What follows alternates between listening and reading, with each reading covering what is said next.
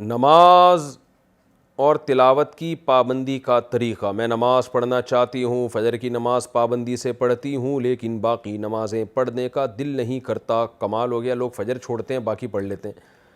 ان کا الٹا حساب چل رہا ہے.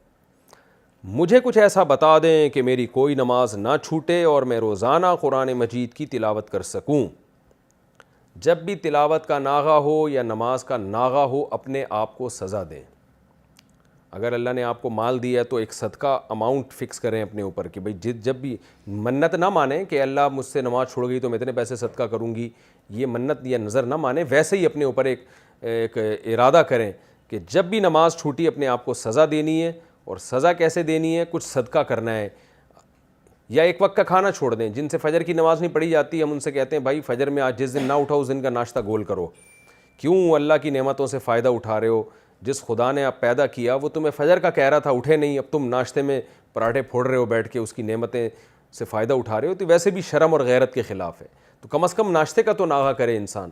حالانکہ نماز چھوڑنے کی سزا تو قیامت میں بہت سخت ہے, تو اس لیے اپنے اوپر جرمانہ رکھیں, کوئی سزا دیں. دوسری بات یہ کہ تلاوت اتنا معمول بنائیں جتنی روزانہ پابندی ہو سکے.